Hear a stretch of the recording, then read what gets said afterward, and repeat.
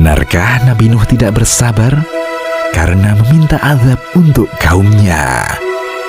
Sebagian orang ada yang menuduh Rasulullah Nuh alaihi salam bukanlah seorang rasul yang sabar menghadapi kaumnya. Padahal Allah sendiri menggelarinya ulul azmi di antara para rasul. Alasan orang-orang yang menuduh Nabi Nuh tidak sabar karena Nabi Nuh memintakan azab kepada Allah untuk kaumnya.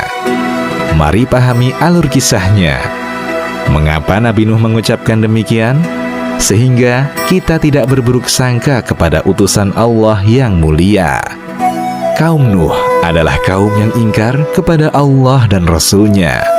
Tidak hanya melakukan kekufuran, mereka juga senantiasa menentang Nabi Nuh untuk mendatangkan azab sebagai bukti kebenaran dakwahnya itu. Mereka mengatakan, sebagaimana firman Allah Ta'ala, "Hai Nuh, sesungguhnya kamu telah berbantah dengan kami, dan kamu telah memperpanjang bantahanmu terhadap kami.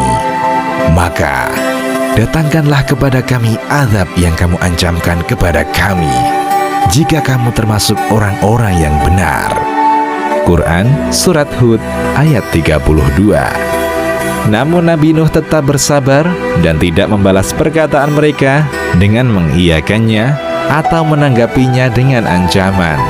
Beliau hanya mengatakan bahwa keputusan azab bukanlah kehendaknya, melainkan hanya kehendak Allah semata.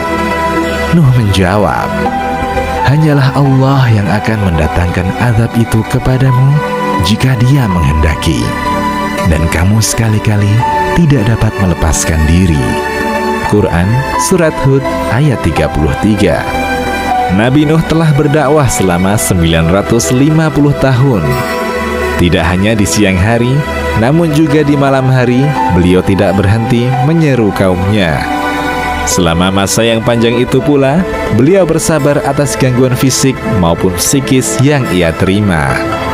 Nuh berkata, "Ya Tuhanku, sesungguhnya aku telah menyeru kaumku siang dan malam. Namun seruanku itu hanyalah menambah mereka lari dari kebenaran." Quran Surat Nuh ayat 6 hingga 7. Tidak hanya menolak seruan Nabi Nuh, mereka pun mengejeknya dengan menutupi telinga-telinga mereka. "Dan sesungguhnya, setiap kali aku menyeru mereka kepada iman, agar engkau mengampuni mereka, mereka memasukkan anak jari mereka ke dalam telinganya dan menutupkan bajunya ke mukanya, dan mereka tetap mengingkari dan menyombongkan diri dengan sangat." Quran Surat Nuh ayat 8. Allah Ta'ala pun menanggapi kaum Nuh yang sangat melampaui batas ini dengan berfirman, mengabarkan kepada Rasulullah Nuh alaihi salatu wassalam bahwa tidak ada lagi kaumnya yang akan beriman kepadanya.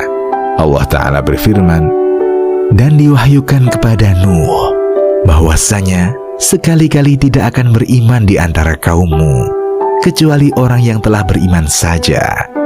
Karena itu, janganlah kamu bersedih hati tentang apa yang selalu mereka kerjakan." Quran Surat Hud ayat 36.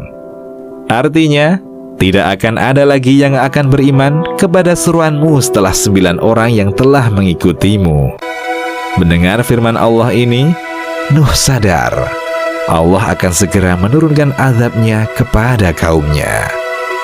"Jika demikian Rabbku, maka jangan engkau sisakan seorang pun orang kafir di atas muka bumi ini. Jika engkau membiarkan mereka, pastilah mereka akan menyesatkan hamba-hambamu yang lain, dan mereka pun akan melahirkan keturunan yang senantiasa berbuat dosa dan kekufuran." Quran Surat Nuh ayat 26 hingga 27. Demikianlah syariat terdahulu. Ketika sebuah kaum melakukan dosa dan melampaui batas, maka Allah akan menurunkan azab-Nya langsung di dunia dengan membinasakan mereka. Lihatlah kaum Ad, umat Nabi Hud. Ketika mereka ingkar dan terus-menerus menyombongkan diri, Allah binasakan mereka dengan angin topan.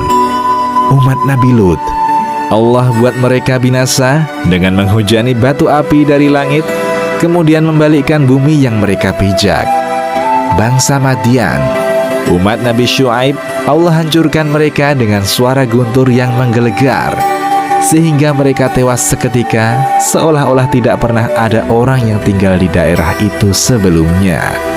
Fir'aun, Qarun, dan lain-lain, Allah segerakan azab mereka di dunia, dan nanti azab yang lebih besar di akhirat.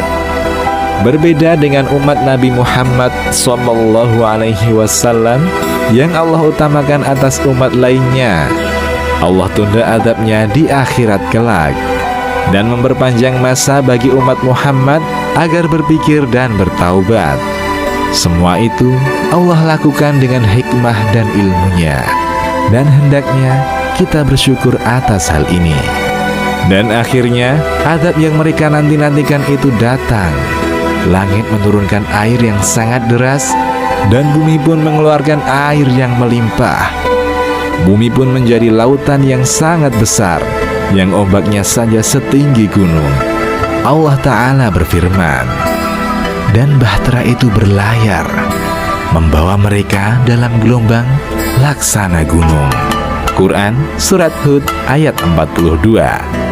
Demikianlah Allah menetapkan takdir untuk kaum Nabi Nuh.